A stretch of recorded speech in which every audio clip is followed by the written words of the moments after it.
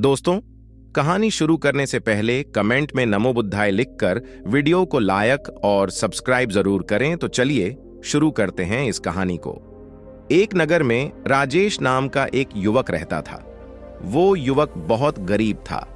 2 वक्त की दाल रोटी भी बड़ी मुश्किल से उसको नसीब होती थी। किसी काम की तलाश में दिन रात खोज करने पर भी उसे कोई काम नहीं मिल रहा था। फिर एक दिन उसने अपनी पत्नी के सामने अपनी सारी समस्या बता दी। उसने अपनी पत्नी को कहा कि मैं जिस जगह भी काम मांगने के लिए जाता हूं तो हर कोई मुझे यह कहकर काम नहीं देता कि हमारे यहां काम की जरूरत नहीं है। मैं काम की तलाश कर करके थक चुका हूं। मुझे समझ नहीं आता कि मैं तुम लोगों का पेट कैसे भरूंगा, अपने बच्चों को कैसे पालूंगा, और ये चिंता मुझे दिन रात खाए जा रही है। यह सुनकर उसकी पत्नी ने कुछ सोचकर कहा कि तुम एक आदमी के पास एक बार ही काम मांगने के लिए जाते हो, और जब वो काम नहीं देता तो तुम 2 बार उसके पास जाते तक नहीं हो।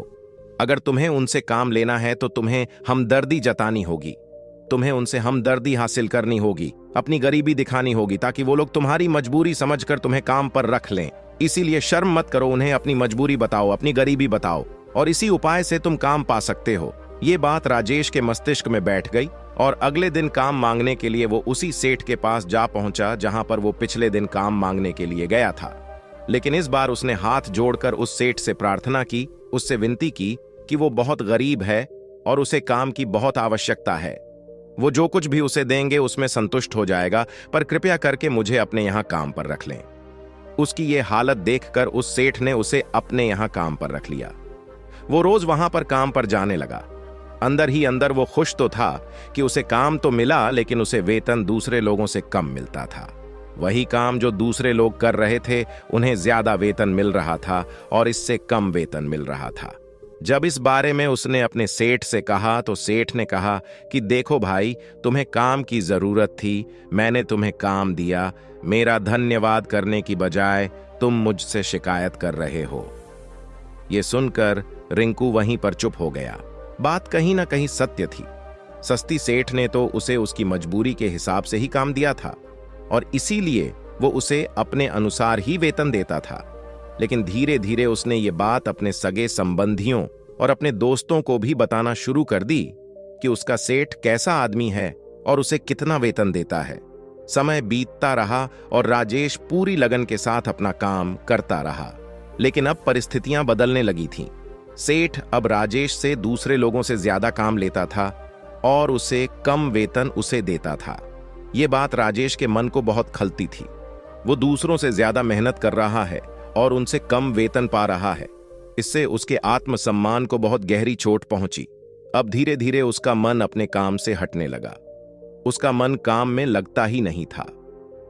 जाहिर सी बात है कि ऐसी जगह किसका मन लगेगा जहां आदमी को अपने आत्मसम्मान के साथ समझौता करना पड़े।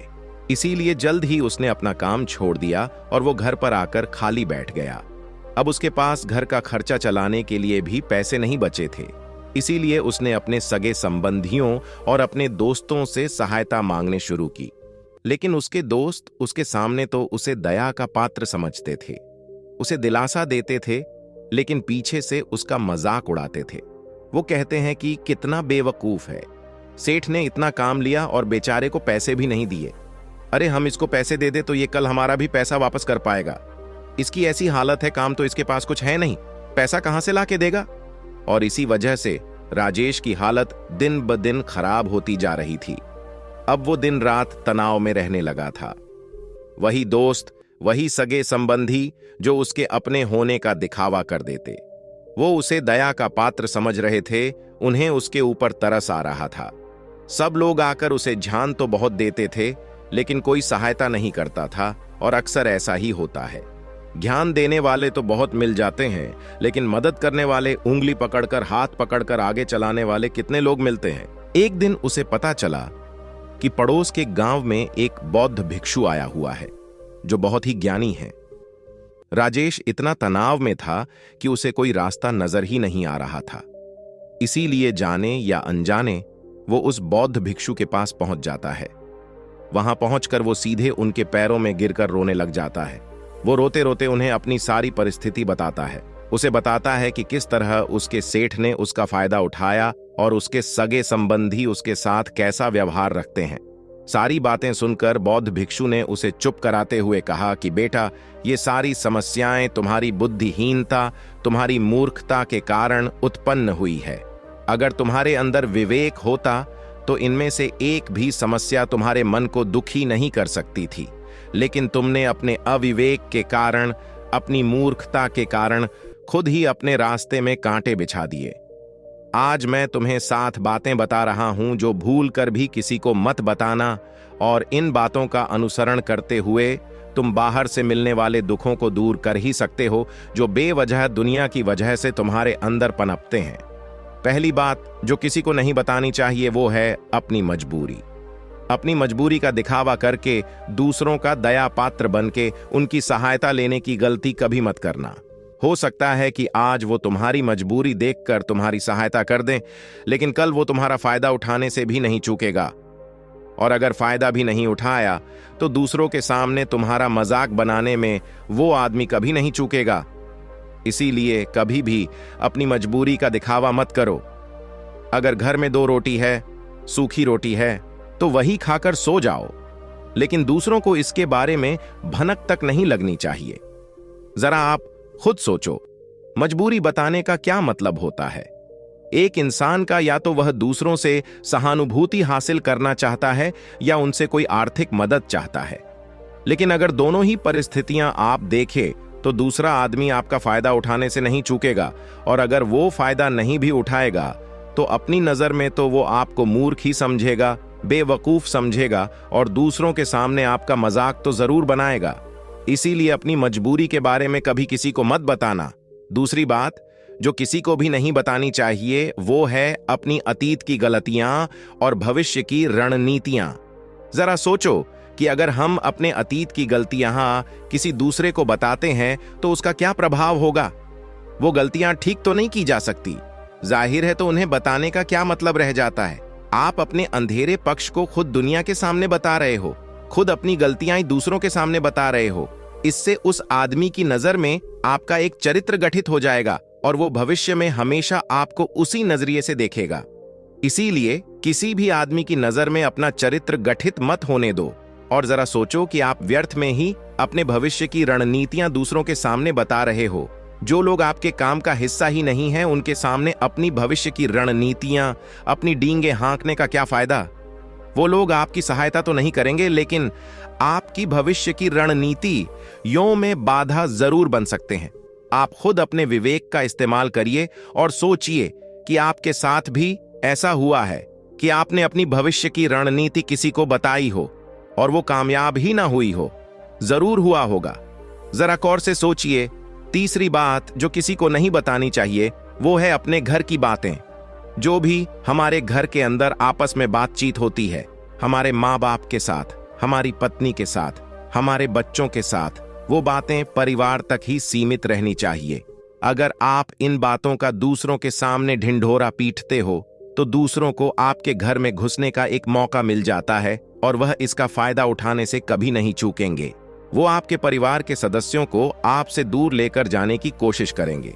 अक्सर ऐसा होता है, हम समाज में देखते हैं कि हम अपने घर के झगड़ों को कम करने के लिए उन झगड़ों को अपने पड़ोसियों और दूसरे सगे संबंधियों को बता देते हैं, लेकिन इससे आपको सहायता कभी नहीं मिली होगी, बल्कि आपके घर के लड़ाई झगड़े और ज्यादा बढ़ गए होंगे, और वो जाहिर है वो बढ़ेंगे। अगर आप अपने माँ बाप की बात दूसरों को बताएंगे तो आपके माँ बाप को बुरा लगेगा ही कि हमारा बेटा हमसे बताए बगैर दूसरों को ये बातें बता रहा है। इसीलिए अपने घर की बातें और अपने घर की लड़ाई झगड़े किसी के सामने मत बताना। चौथी बात जो मैं आपको बताने जा रहा हूं, जो किसी को नहीं बतानी चाहिए, वो सुनने पर बहुत अजीब लग सकती है, लेकिन उसका सत्य भी मैं आपको एक तर्क के माध्यम से दूंगा। मैं कहता हूं आपको एक तर्क के माध्यम से दूंगा। मैं कहता हूं कि अपनी आमदनी किसी को मत बताना। अब अपनी आमदनी ना बताने के पीछे क्या मतलब हो सकता है? जरा सोचिए कि आप अपनी आमदनी अपने दोस्तों को बता देते हैं, तो जब आपके दोस्तों को जरूरत पड़ेगी तो वो सिर्फ आपको ही याद करेंगे, क्योंकि उनको पता है कि अगर आपकी आमदनी ज्यादा अच्छी है तो आप भी उनकी मदद कर सकते हैं, और इसीलिए ज्यादा लोग आपसे सहायता मांगेंगे।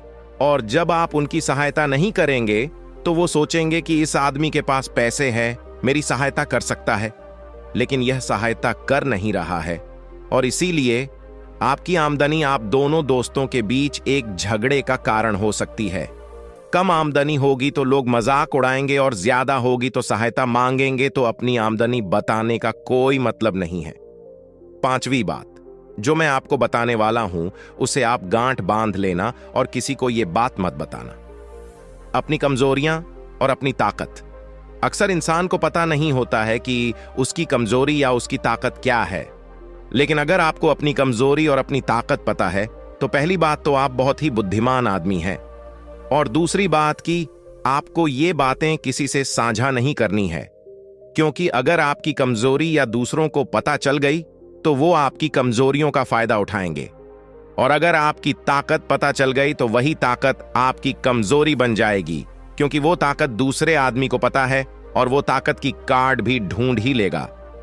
अपनी कमजोरी और अपनी ताकत अपनी पत्नी या अपने पति को भी नहीं बतानी चाहिए, क्योंकि इसके बाद आपको घर में उनसे हमेशा दबके रहना पड़ेगा। अगली बात जो किसी को नहीं बतानी चाहिए वो है अपने मित्र और अपने शत्रु। आप अपने मित्रों के बारे में अगर दूसरे लोगों को बताएंगे तो वह आपके मित्रों के साथ अपनी घनिष्ठता बनाकर आपको धोखा दिलवा सकते हैं। आपके गहरे मित्रों को आपसे दूर करने का प्रयास कर सकते हैं।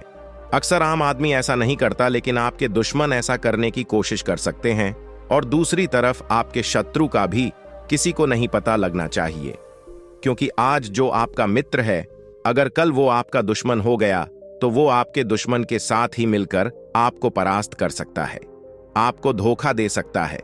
इसीलिए अपने सबसे अच्छे दोस्तों को भी अपने दुश्मन के बारे में कभी मत बताना। अगली और आखिरी बात कहना चाहता हूं कि जब तुम दान करते हो तो दान के बारे में भी किसी को मत बताना, नहीं तो दान करना व्यर्थ हो जाता है, बेकार हो जाता है। जब आप अपने दान का ढिंढोरा पीटते हो तो आप ये बता रहे हो कि मैं कितना बड़ा दानी पुरुष हूं, और ये आपके अंदर एक अहंकार निर्मित करेगा। इसीलिए दान गुप्त रूप से किया जाए उतना ही अच्छा होता है, उतना ही फलदायी होता है। जब आपका बायां हाथ दान कर रहा हो तो दाएं हाथ को बिना पता चले कि बायां हाथ दान कर रहा है। ये 7 बातें जो बौद्ध भिक्षु ने राजेश को बताई, इनमें संसार के सभी सिद्धांत छिपे हुए हैं। इन बातों का अनुसरण करते हुए आप अपने घर में सुख शांति बना सकते हैं और घर के झगड़े हमेशा के लिए दूर कर सकते हैं। आप इन बातों के बारे में अपने विवेक से भी सोचेंगे तो आपको यह बातें सच मालूम पड़ेगी। हमारा कहानी सुनाने का मकसद यही है कि आपका विवेक जागृत हो। आप खुद उन बातों के बारे में सोचें जो हम आपको बता रहे हैं, और अगर हम गलत हैं तो आप कमेंट सेक्शन में वो बात जरूर बताएं जिस पर हम गलत हैं, और इनके अलावा भी अगर आप कुछ जानते हैं तो उन बातों को भी कमेंट सेक्शन में जरूर डालें। तो दोस्तों, कैसी लगी आपको ये कहानी? कमेंट सेक्शन में जरूर बताना। तो मिलते हैं अगली कहानी में, तब तक के लिए अपना ख्याल रखें।